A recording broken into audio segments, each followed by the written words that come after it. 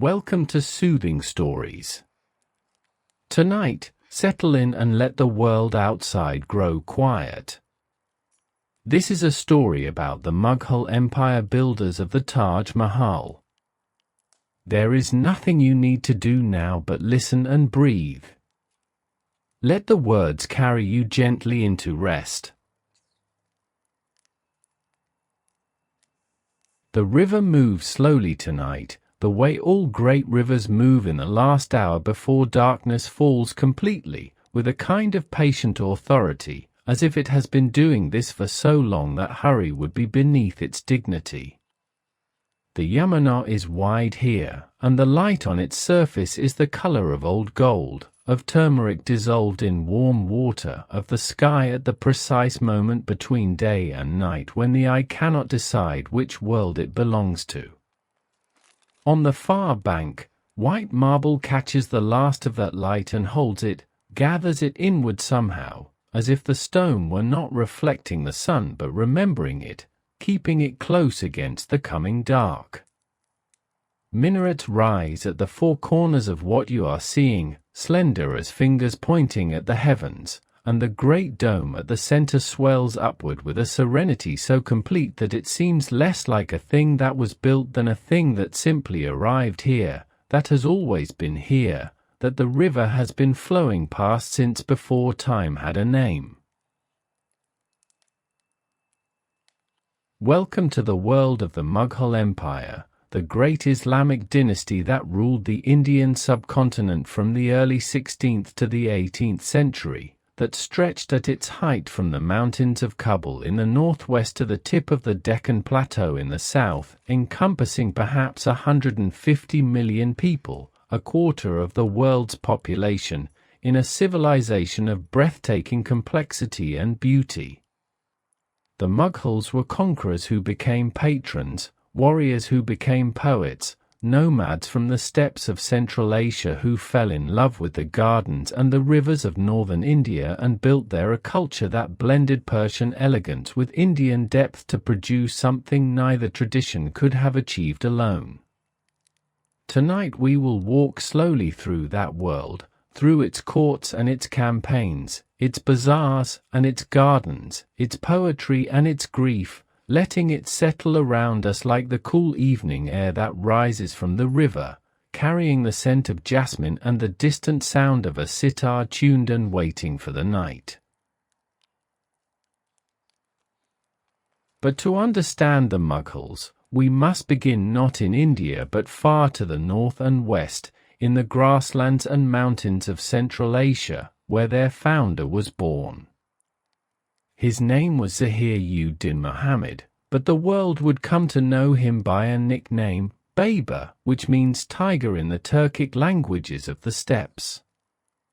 He was descended, on his father's side, from the great Mongol conqueror Timur Tamerlane, who had swept across the known world 2 centuries before and left ruins in his wake from Delhi to Damascus. On his mother's side, Baber's blood ran back to Genghis Khan himself. He was, by any measure, born into a tradition of conquest.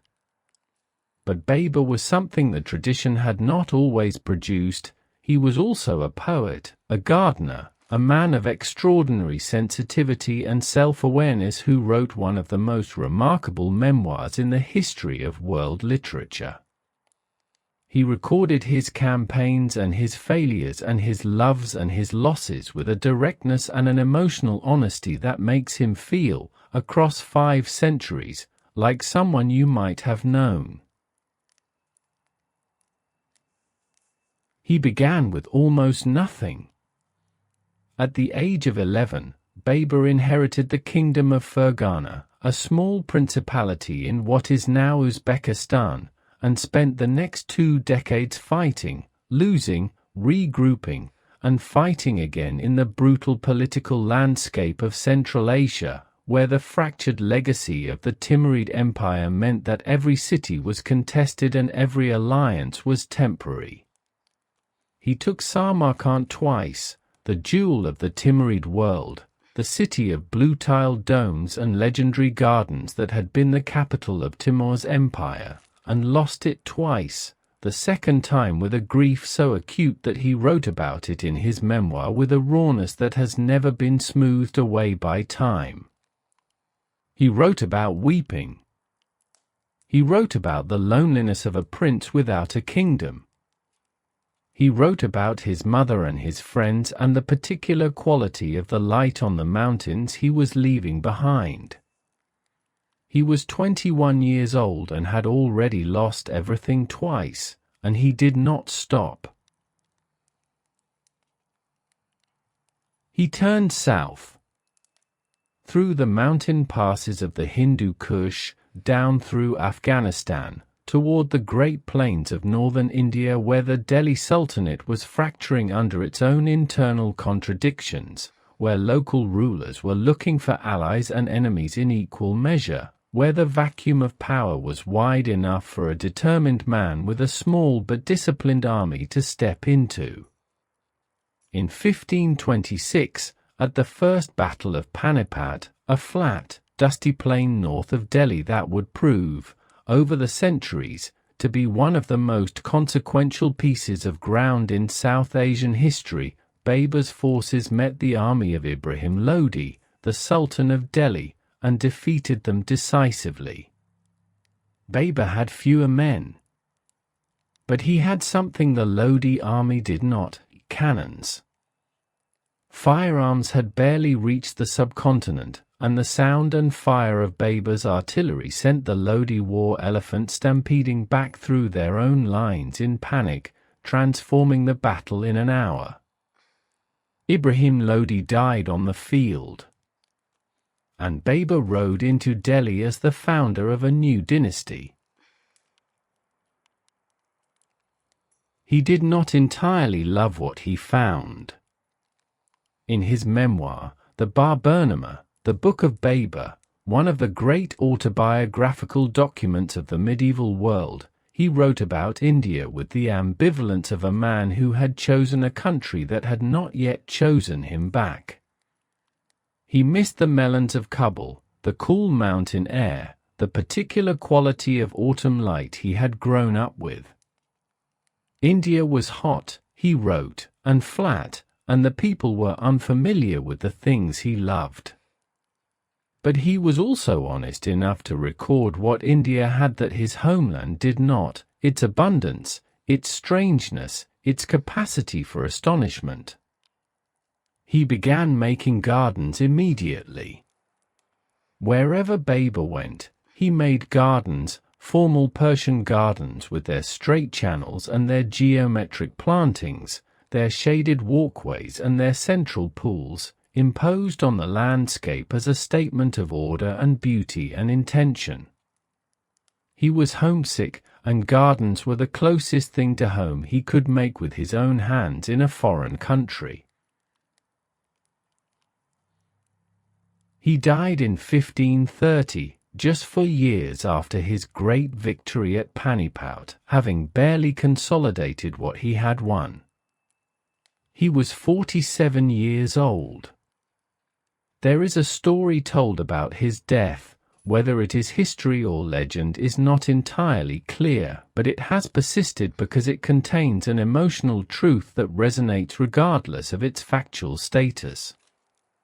His eldest son Humayun fell gravely ill, and the court physicians despaired of his life.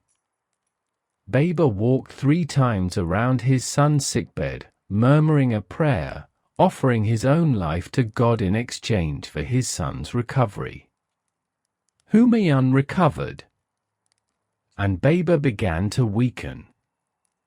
Within months he was dead. He asked to be buried in a garden in Kabul, not in India, the country he had conquered, but in the mountain city he had loved, among the cool air and the apricot trees and the views of the Hindu Kush. That garden still exists. People still visit it. The grave is simple and open to the sky, as Babur specified, because he wanted the rain to fall on him and he wanted to be able to see the stars. His son Humayun spent most of his reign trying to hold what his father had won, and largely failing. He was displaced from his throne by an Afghan chieftain named Sher Shah Suri and spent 15 years in exile, in Persia, at the court of the Safavid Shah, before returning to reconquer India in 1555. He brought with him the full flowering of Persian court culture, its poetry, its miniature painting, its architecture, its philosophy of refined beauty as a form of spiritual attainment.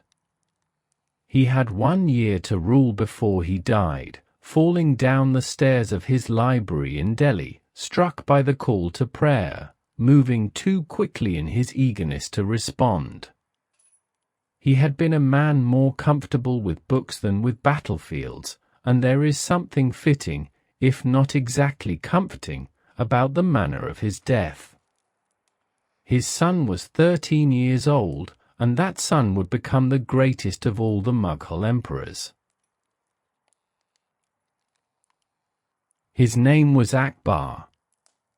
Jalal-ud-Din Muhammad Akbar, Akbar the Great, as history has called him, a title he earned not through the size of his conquests alone but through the quality of his mind and the breadth of his vision. He ruled for 49 years, from 1556 to 1605, expanding the empire to cover most of the subcontinent north of the Deccan, building an administrative system of remarkable sophistication, and pursuing a religious and cultural policy of such tolerance and curiosity that it remains, even now, almost impossible to fully believe in. Akbar was illiterate. There is strong evidence that he could not read or write, perhaps due to what we would today recognize as dyslexia, and yet he was one of the most intellectually voracious rulers in history, surrounding himself with scholars and theologians and artists and having everything read aloud to him, absorbing it all, arguing with it, synthesizing it into ideas that were genuinely his own. His court at Fatehpur Sikri, the city he built from red sandstone on a ridge in the plains of Uttar Pradesh, his personal capital during the years when his empire was at its most dynamic, was a place unlike any other in the world of its time. Akbar gathered around him not just Muslim scholars and Sufi mystics but Hindu priests and Jain monks and Zoroastrian priests and, eventually, Jesuit missionaries from the Portuguese enclave at Goa, who arrived expecting to convert an emperor and found instead a man who interrogated their theology with a precision and a skepticism they had not anticipated. He founded a discussion forum, the Ibadat Khana, the house of worship, where representatives of different religions argued the great questions in his presence, and Akbar listened and questioned and never let any single tradition claim his complete allegiance. He eventually articulated a personal religious synthesis he called the Din-i-Ilahi, the divine faith, which drew on elements of Islam and Hinduism and Zoroastrianism and Sufism, a faith so eclectic that it satisfied almost no one but its creator. Let the sounds of that court come to you softly now, the voices of the scholars debating in lamplight, the notes of the Drupad singers whose deep, slow music was Akbar's nightly companion, the distant sound of the sandstone city cooling in the night air after the fierce heat of the day. Fatehpur Sikri was built in less than 15 years and then largely abandoned. There are theories about the water supply failing, about Akbar's military campaigns taking him elsewhere, and today it stands almost exactly as it was built, its red sandstone courts and pavilions and mosques inhabited only by visitors and by the monkeys who have made its carved balconies and terraced rooftops their own. To walk through it on a quiet morning, before the tour groups arrive, is to walk through a world suspended in amber, every carved screen and every pillared hall and every doorway proportioned with such care that the eye rests easily wherever it falls, finding beauty not as an occasional thing but as the condition of the space itself.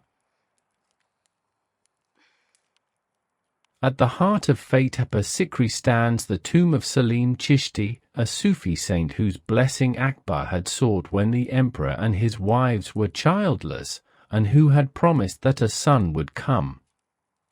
The son came, 3 sons, in fact, born of different mothers, and Akbar built this city partly as an act of gratitude, placing the saint's tomb at its center.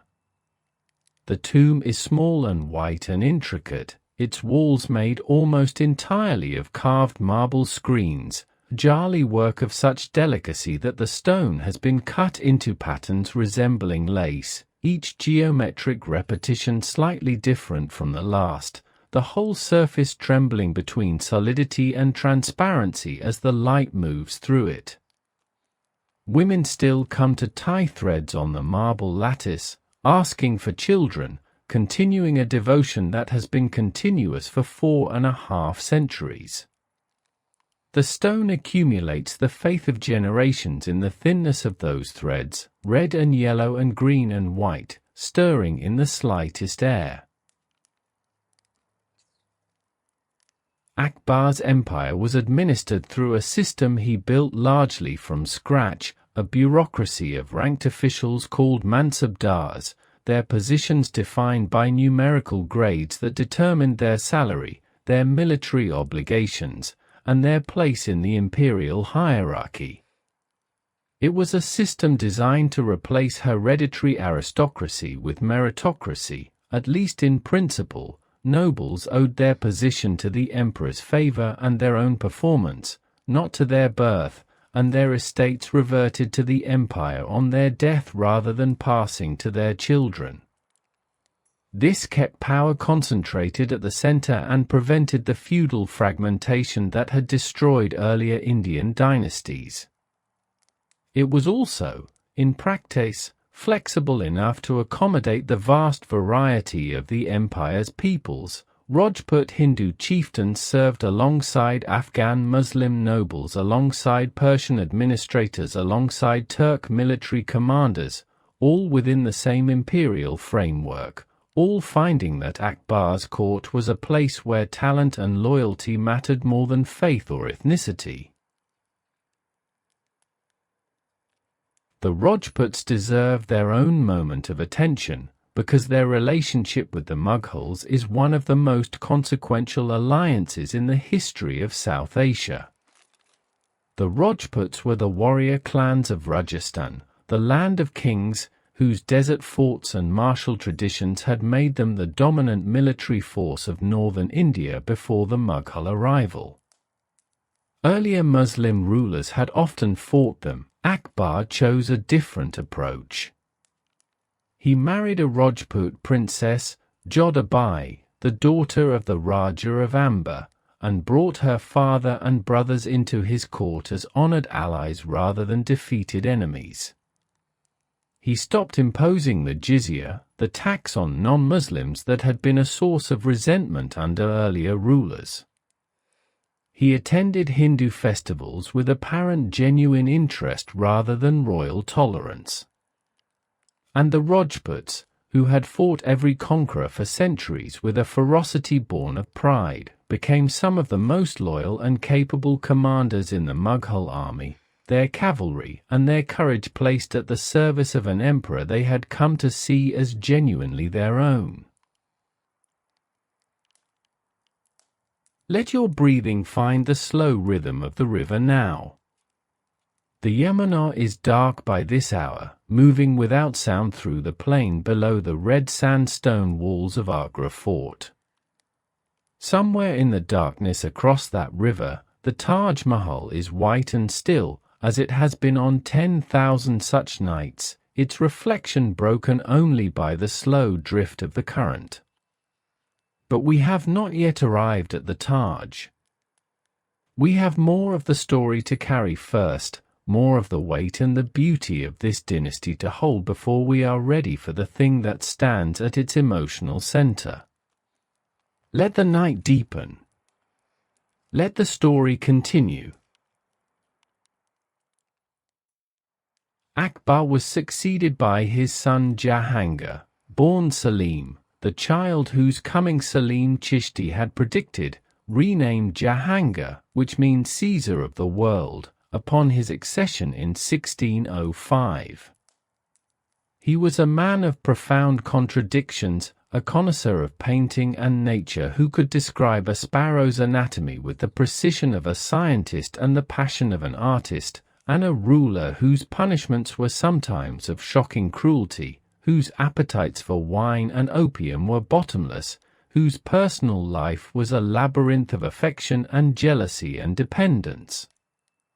He adored his father's memory and resented his father's shadow. He attempted a rebellion against Akbar late in the emperor's life and was forgiven, and that forgiveness settled on him like a debt he spent his reign trying and failing to repay. What Jahangir gave the world most durably was the art of the Mughal miniature in its fullest flowering. He employed painters with an obsessive intensity, demanding accuracy, demanding beauty, demanding that the world as he saw it, the birds of his aviary, the flowers of his gardens, the faces of his courtiers, the moments of his own life, be preserved in pigment with the permanence of stone. The Mughal miniature tradition had begun under Akbar, but under Jahangir it reached a level of naturalism unprecedented in Islamic art, where the depiction of living things had traditionally been treated with caution. His court painters studied birds from life and rendered them with a precision that would not embarrass a modern ornithologist. They painted portraits in which the eyes held genuine individuality, not the stylized eyes of the earlier tradition, but eyes that look back at you across for centuries with something that feels disconcertingly like a specific person's gaze. And then there was Nur Jahan. She arrived at Jahangir's court as a widow. Her first husband had been executed for involvement in a rebellion against the emperor, and became, within a few years of their marriage in 1611, the most powerful woman in Mughal history and arguably the most powerful individual in the empire.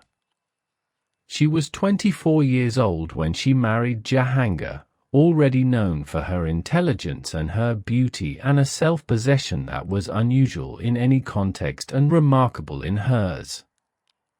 She issued imperial farmans, official orders, in her own name. Coins were struck with her name alongside the emperor's, an honor without precedent in Mughal practice and nearly without parallel in the Islamic world. She managed diplomatic negotiations, oversaw trading interests, supported the arts and architecture with a patron's eye and a patron's generosity. And she clearly loved Jahangir, loved him with the specific patience of someone who understood exactly what they had chosen, who saw his weakness clearly and stayed anyway.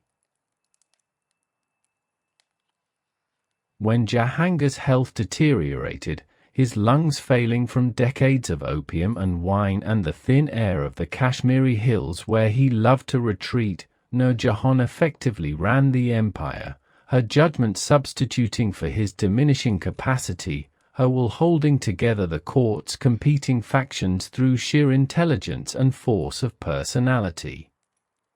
Jahangir died in 1627 in the Kashmir mountains, and Nur Jahan outlived him by nearly 2 decades, spending those years in quiet retirement in Lahore, writing poetry and building the beautiful tomb she had designed for her parents and later for Jahangir himself.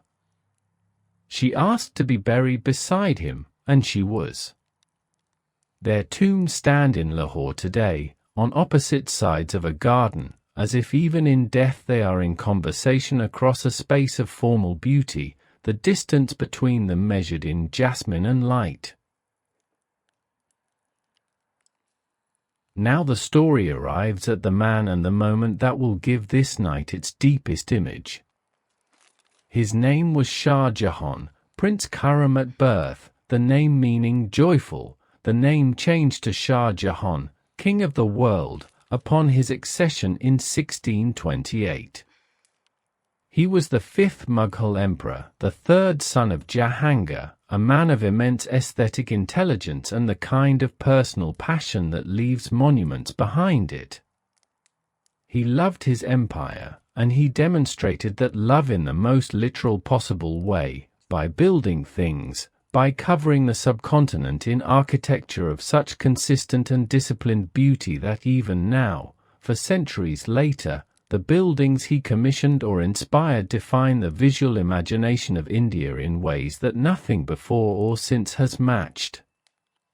But all of that, the Red Fort in Delhi, the Jama Masjid, the Pearl Mosque, the great buildings of Agra and Lahore and Delhi, all of it is secondary to one thing. One building. One story that began not with a military victory or a diplomatic triumph but with the death of a woman he loved. Her name was Arjuman Banu Begum, though she is known to history by the title Shah Jahan gave her, Mumtaz Mahal, the chosen one of the palace. They had met when he was a prince of 15 and she was a merchant's daughter of 14, selling silk and glass beads in a bazaar in Agra, and he had been struck, according to the court poets who recorded the story, though court poets always find the right details, by her face and her manner and the particular quality of her presence. Their engagement was immediate and their marriage, 5 years later, was the beginning of a partnership so complete that the court chroniclers recorded it as something unusual even by the elevated standards of imperial love. She traveled with him on his campaigns, living in tents on the edges of battlefields, enduring the heat and the dust and the distance from comfort because she would not be separated from him. She bore him 14 children in 19 years of marriage. She was his closest companion, his most trusted advisor, the person whose counsel he sought before any decision.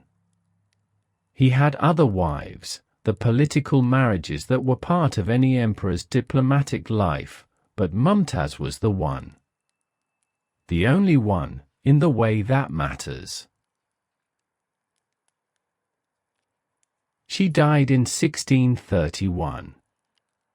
They were in the Deccan, accompanying Shah Jahan's army on a military campaign in the south, and she went into labor with their 14th child in the imperial tent camp at Burhanpur.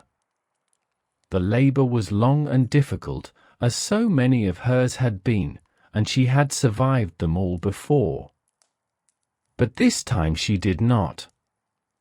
She died in the night, after 30 hours of labor, with her husband beside her, close enough to hold her hand, close enough to hear whatever she said. What she said, according to the accounts that have survived, was a request. She asked him to build her a tomb worthy of their love.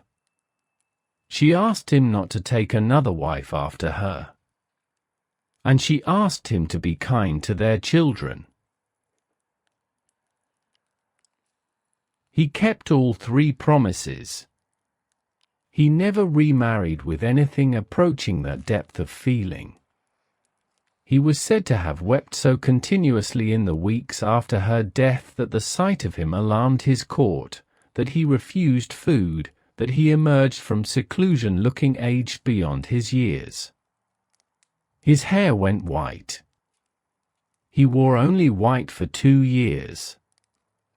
And then he began to build.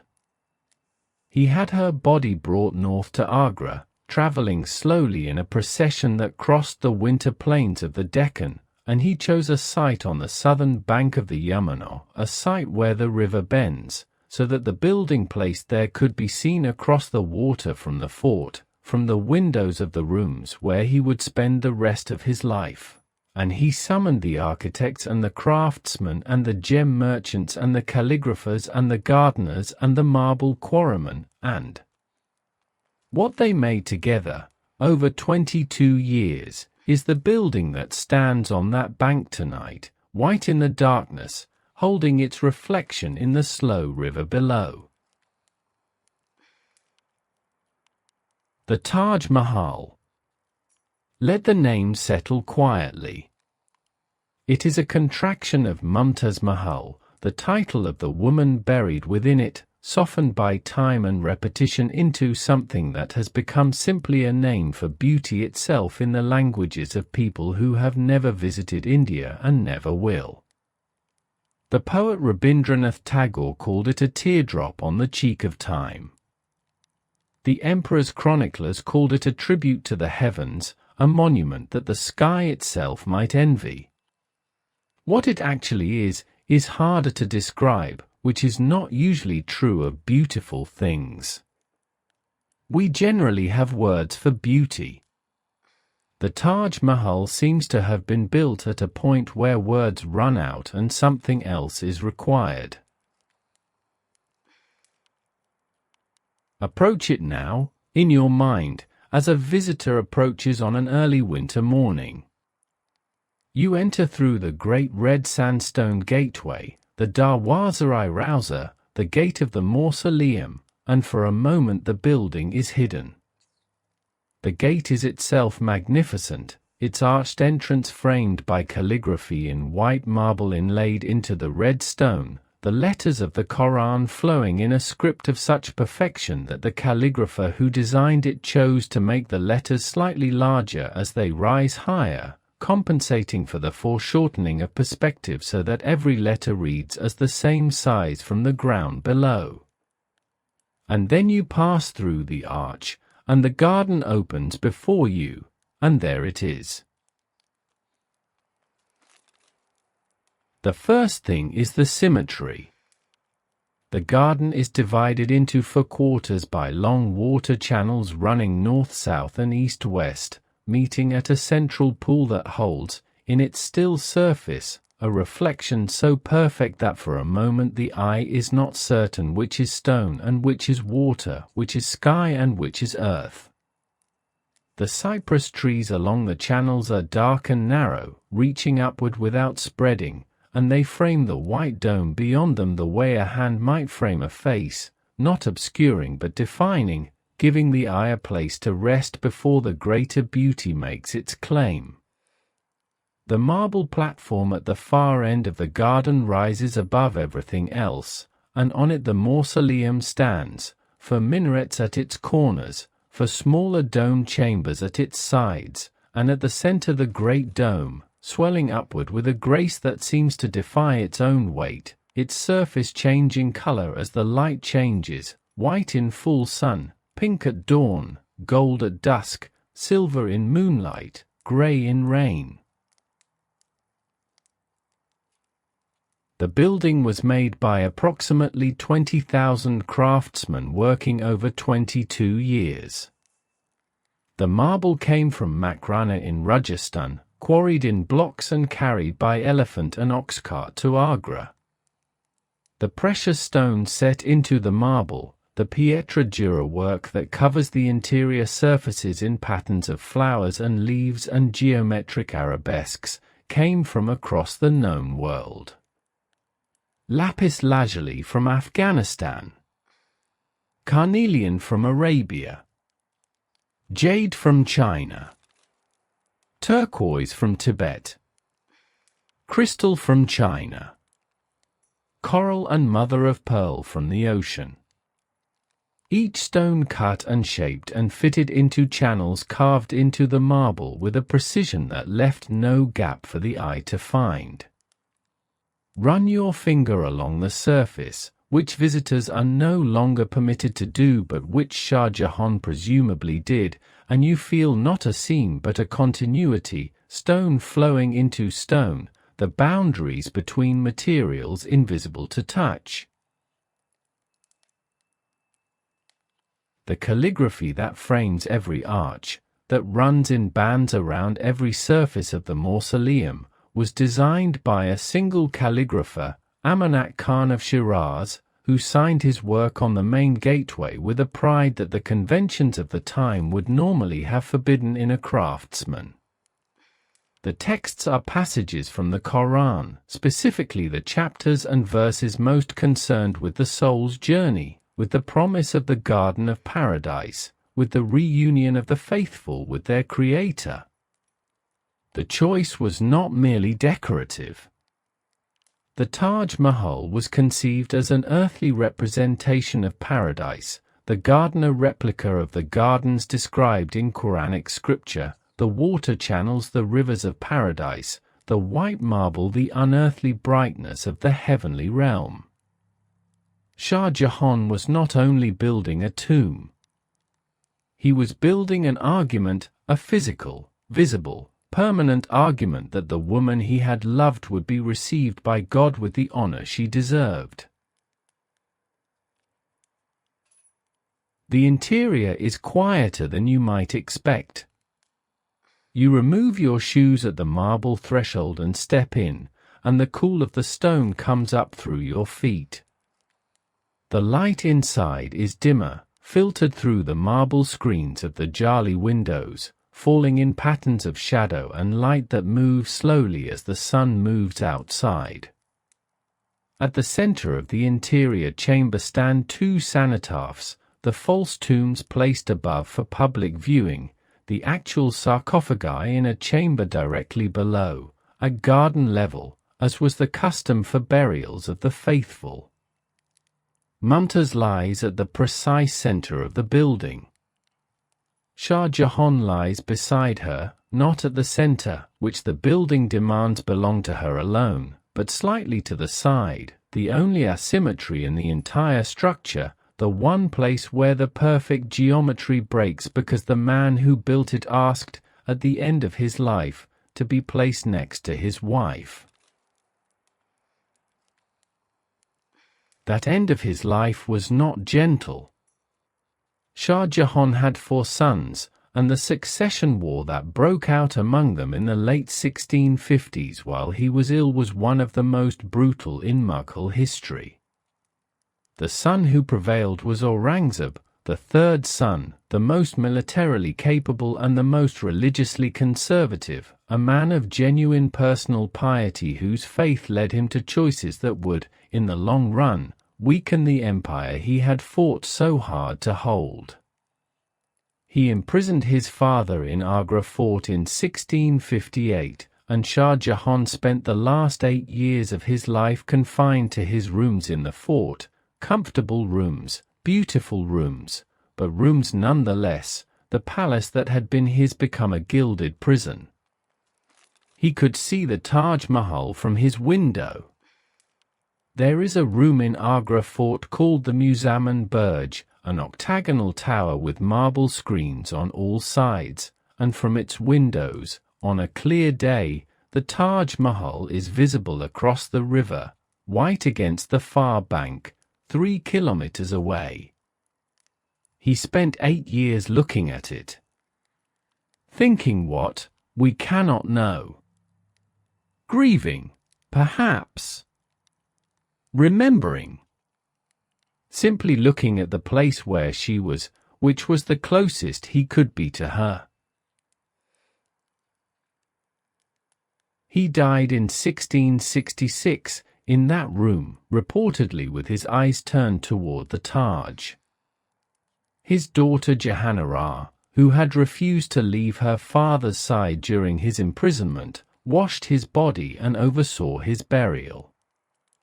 He was carried across the river at night, in a simple barge, and placed in the chamber beside Mumtaz Mahal. His cenotaph was added to the interior of the building, and if you visit the Taj today and look at the 2 tombs in the central chamber, you will see that his is slightly taller, slightly more elaborately carved, the last gift of a craftsman's tradition to a man who had given so much to craftsmen. Some art historians have argued that his presence introduces an asymmetry into the building's perfect design that was never intended, that the Taj Mahal was meant to hold only her. Others argue that the placement was always anticipated, that the building was always conceived as a space for two. What is certain is that they are there together, in the cool marble darkness below the great dome, the river moving outside, the garden spreading between them and the world. Aurangzeb ruled until 1707, nearly 50 years, the longest reign of any Mughal emperor, and his legacy is one of the most contested in the history of the subcontinent. He was a genuinely complex figure, a man whose personal asceticism — he reportedly sewed caps and copied the Quran in his spare time to earn his own living and not be a burden on the state — coexisted with military campaigns of enormous scale and cost. He reimposed the jizya tax on non-Muslims that Akbar had abolished. He ordered the destruction of certain Hindu temples in the context of specific political rebellions, though the scale and motives of this policy remain debated by historians. He extended the empire to its greatest territorial extent, absorbing the last independent kingdoms of the Deccan that had resisted Mughal power for a century. And in doing so, he stretched the empire beyond its capacity to govern, committed to endless wars in the south that drained the treasury and the army, alienating the Rajput allies and other communities whose loyalty had been the empire's backbone, leaving his successors with a structure too large and too weakened to hold. After Aurangzeb, the Mughal emperors continued for a century and a half in name, their power slowly transferred to regional governors and warlords and eventually to the British East India Company, which found in the faded prestige of the Mughal name a useful tool for legitimizing its own expanding authority. The last Mughal emperor, Bahadur Shah Zafar, was a poet, a good one, a man whose ghazals were admired in the tradition of Urdu poetry he inhabited, and he was 82 years old when the Indian uprising of 1857 briefly raised his name as a symbol of resistance against British rule. When the uprising was suppressed, the British tried him for treason, and the man who bore the title of Emperor of Hindustan was exiled to Rangoon in Burma, where he died in 1862, far from Delhi, far from the Red Fort, far from the graves of his ancestors. He asked to be buried in Delhi, near the shrine of a Sufi saint he had venerated, and was denied. He wrote a poem in his last days that has become one of the most famous in the Urdu language, a poem about exile, about the smallness of what remains when everything is taken, about a man who had wanted only 2 yards of ground in his homeland for his burial and had not even been granted that.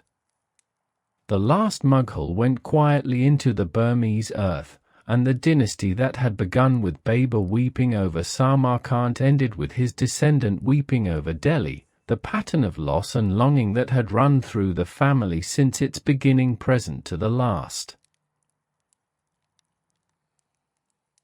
Let the weight of that ending settle gently, the way the light settles at the end of the day, not disappearing but changing, becoming something softer and more diffuse. History carries these endings, and they are real, but they are not the only thing history carries. What the Mughals left behind them is present in the world tonight in ways that for centuries have not diminished. Let us walk through some of what remains, slowly, the way you walk through a garden at the end of a long day when the decision to stop and simply be in it has finally been made. The language of Urdu, which the Mughal court culture helped to shape and refine, drawing on Persian and Arabic and Hindi and Turkic in a synthesis as complex and as elegant as any of the buildings it was used to describe, is spoken today by over 100 million people. Its poetry carries the particular quality of Mughal aesthetic sensibility, a concern with beauty as a form of truth, a willingness to use the language of love as the language of spiritual longing, a belief that the image of the rose and the nightingale can hold, in its small compass, something about the human situation that no amount of direct statement can approach.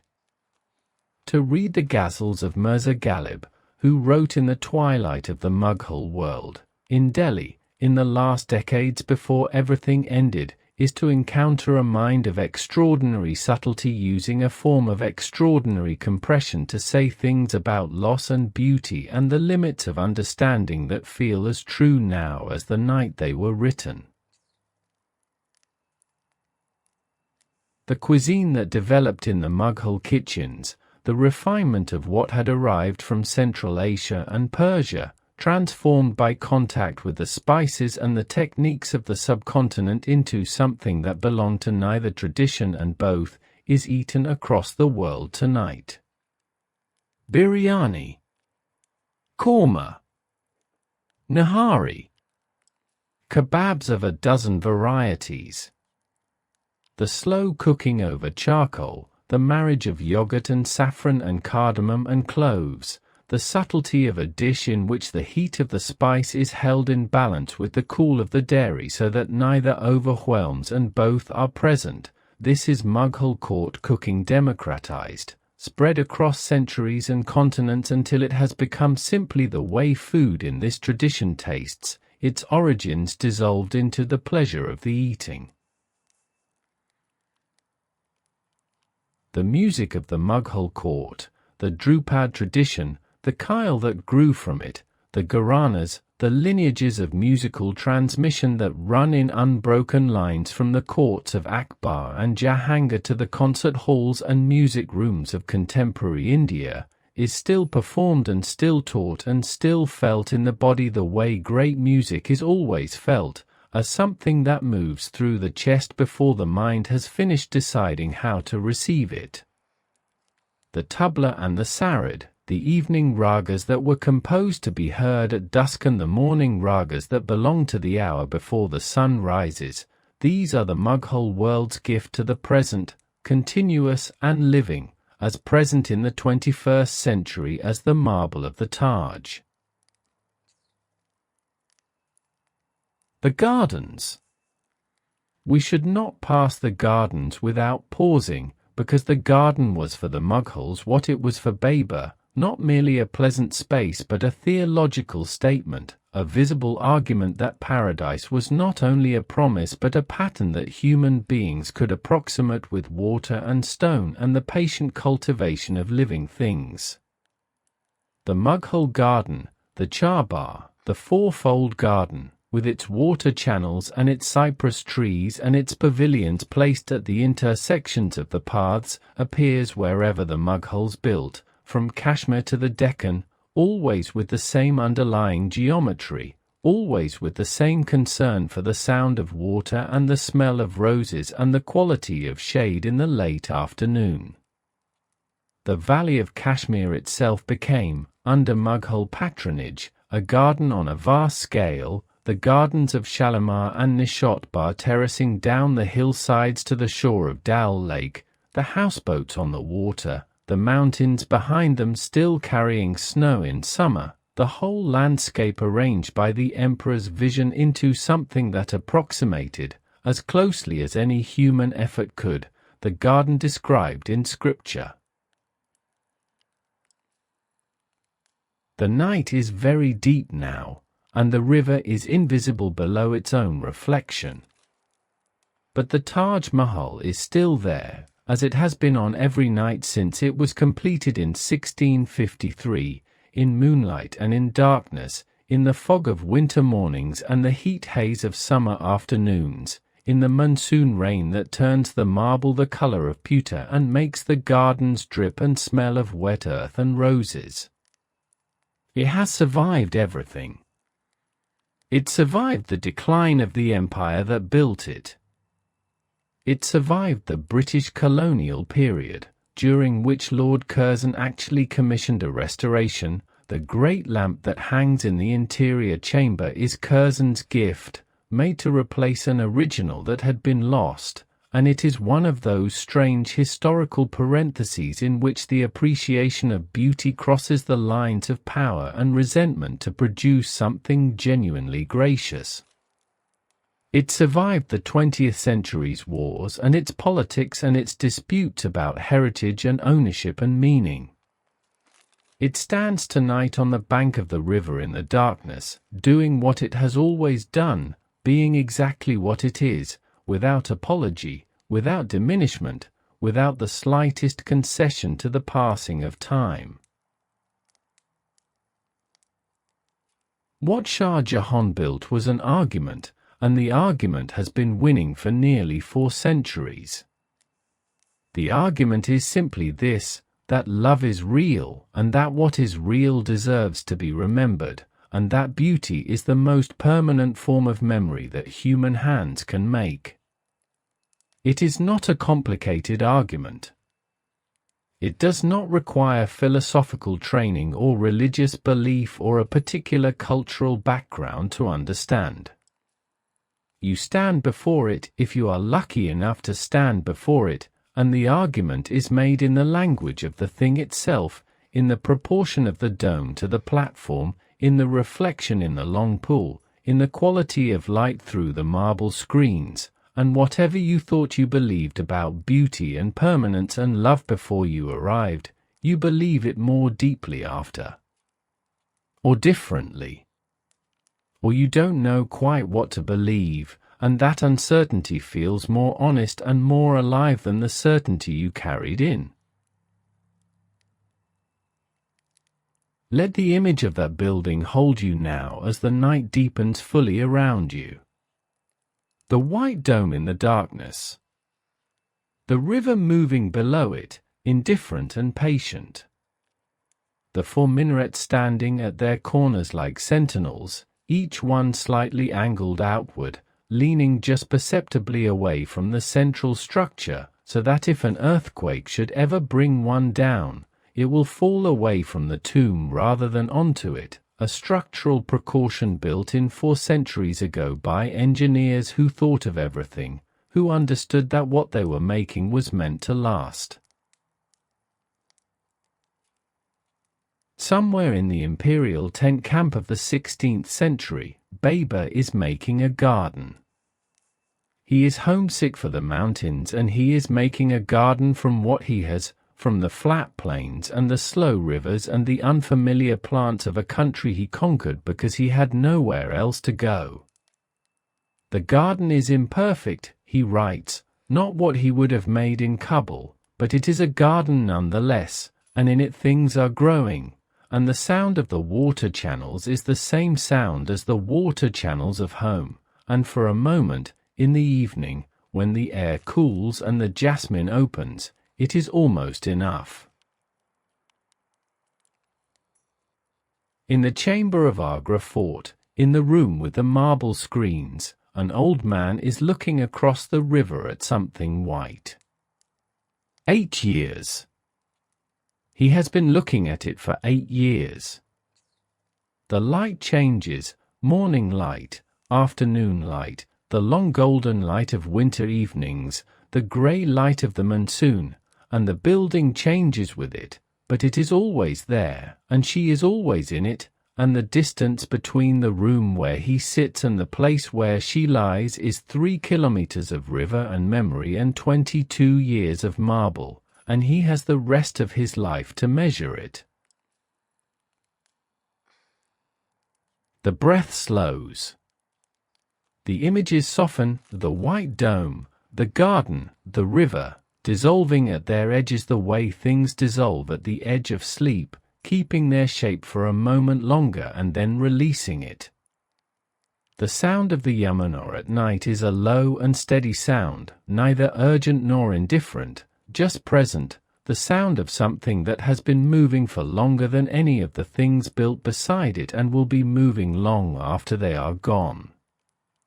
The marble of the Taj Mahal will eventually dissolve in acid rain, the geologists say, 3 centuries perhaps 5, and the thought is not as sad as it sounds, because 5 centuries is long enough for anything built by human hands, long enough for the argument to have been made and received and understood by every generation that needs to understand it. Sleep now. The river keeps its watch. The dome holds its shape against the darkness, white and patient and permanent enough. Somewhere in the garden below the mausoleum, a nightingale is singing, the bird the Persian poets always placed in gardens, always placed beside the rose, always gave the role of the one who loves so completely that it presses itself against the thorns. The song carries across the water, across the centuries, across the distance between what we build and what we mean by building it. And in the cool marble chamber at the center of the garden, in the quiet below the dome that Shah Jahan raised to the sky in honor of the woman he loved, everything is still. Everything is at rest. The long work is finished. The argument has been made. And the night, patient and enormous, holds it all, the grief, the beauty, the river, the dome, the love that started it, the stone that lasted, holds it the way the night holds everything, gently, without judgment, until the morning comes.